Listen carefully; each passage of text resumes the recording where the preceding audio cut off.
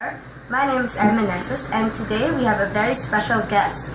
She is a notable news producer and reporter on GMA News, and she has covered hundreds of stories throughout her 10-year career in the news industry. You can catch her at 6:30 p.m. on 24 Horas and also in GMA's Flash or Report. So, how are you? I'm good. Ruth, may tawag ko, Miss Ruth? Yeah, Ruth. So, hello, good day. Hello. How are you, Miss Ruth? How's your week been? I'm good. It's fine. A lot of work, but today is a rest day, so I'm good. Oh, so could you let us know about how a day-to-day basis goes for a busy person like you? First of all, we have to go out on the field and cover. Like for the last week, I've been covering mostly news about Mayor Joseph Estrada in Manila because he's a new mayor. So there's a lot of interest on what he's been doing, and since he's a former president, so basically that's what I've been doing since he came into office July 1, his first day of work as mayor of Manila. And then just last week also, one of my most notable coverages was the last day of registration in Manila, which was very chaotic, and a lot of people were trying to get into the COMELEC offices, and it was really a lot of them were like really trying to to make it to the last minute of the registration on the last day. So it was really very chaotic. So those were the headlines last week. So that's what I covered. So you mainly go out for the headlines every week, so it's really hectic for you, isn't it? Yeah, going out into the field, and then we have to write it and edit it, and that's why we're called a producer, because we just don't report, we write and we edit and we supervise the whole production. Okay, so now that we have an idea about how it is for an average so now that we have an idea how your average week goes, before we found out any more about your current career status, we'd love to know how you started off on your career path. Did you realize that you wanted to be a news reporter right away, or did you find other avenues before that? Ever since I was a kid, I wanted to be a reporter, and I would always practice in front of the mirror holding a hairbrush as if it were my mic. And then, but in college, I first took up creative writing and then art studies. I didn't get into the course for journalism in UP. But my MA in Ateneo is already journalism. And then I enrolled in workshops in ABS-CBN. And then as a college student, I worked for an FM station. And then I worked first with Channel 5 for over a year. And then after that, I transferred to GMA. And that's it.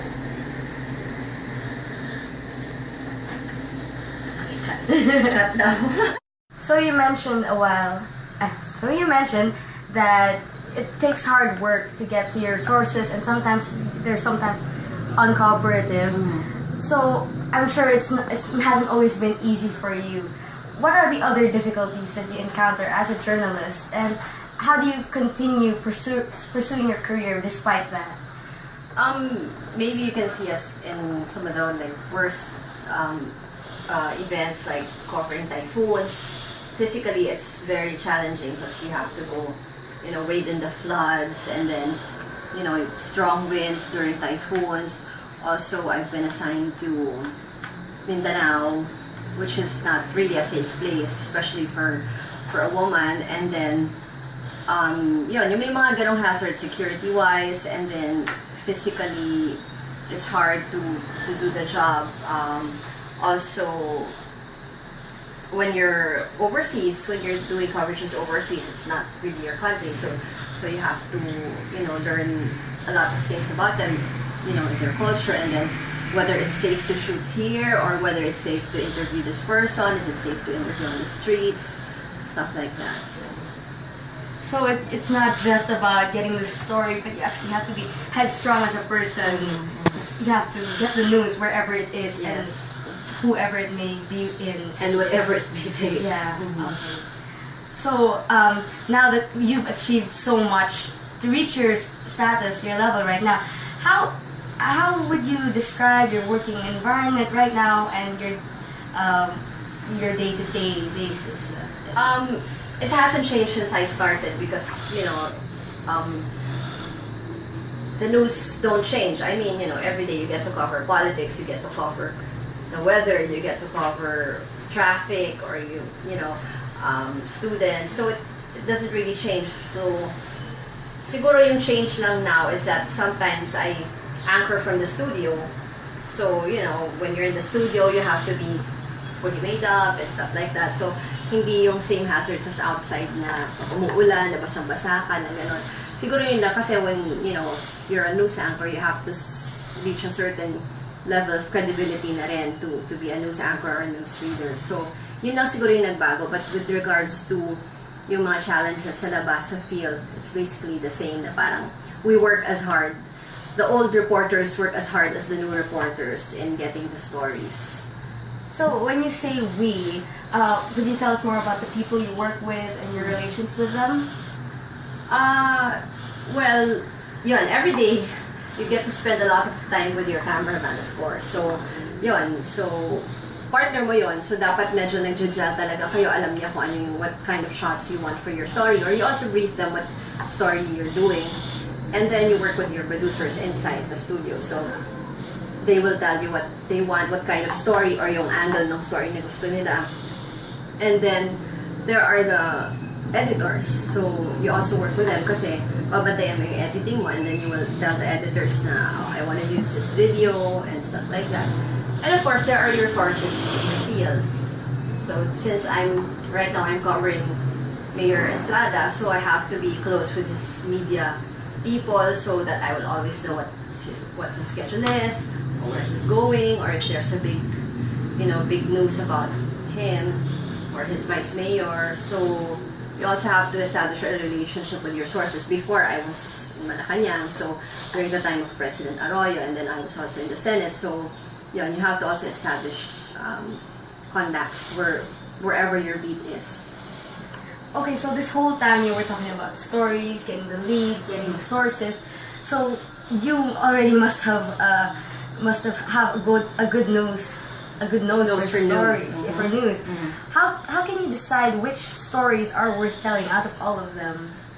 Yeah, that's what they're saying. Parang you have to have the nose for news because some stories are not newsworthy na parang people wouldn't be interested in them. Pero like right now, you wouldn't imagine na parating na magiging balita yung elepante. Si Mali the elephant from the Manila Zoo is like many people are interested in him.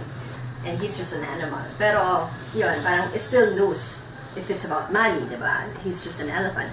So parang i-gauge mo rin kung alin yung interesting for the public. And then, like with the Filipinos, they would always say na it's interesting pag malapit siya sa bituka. Because it has something to do with how a Filipino lives on a day-to-day basis, yung pera niya. So, kunyari, pagtaas ng presyo ng langis, yung oil prices. So, that's news kasi malapit siya sa bituka kasi pera ng tao yan. Or pagtaas ng presyo ng bigas or ng asukal. So, yun. So, mag-engage mo naman. Sometimes, politics is not really that interesting for most of the viewers, but you have to find an angle that will make it interesting. Like, syempre yung like the RH, the reproductive health law, it's interesting kasi it involves every family. So parang kailangan mo siyang, you have to write it in a certain way that the ordinary Filipinos would understand it. Okay, so it's important to see what's interesting for your audience. But can I ask you, do you remember any interesting, exciting, or enjoyable stories that you covered, interesting for you? Of course, the most recent story that I've covered that's really interesting for me is when I went to the Vatican to cover the election of the conclave, the election of the new Pope. I'm not really religious, but in itself, I know that a lot of Filipinos are Catholics, and it's a big story for a lot of us here. So, yeah, so it's one of the most interesting stories I've covered. And besides, it's in the Vatican.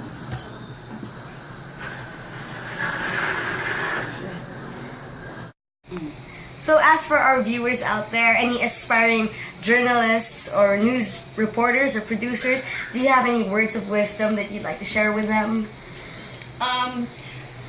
Like what I mentioned a while ago, it's a lot of hard work and patience, and it's not just about you telling the story. It's about telling the story of other people.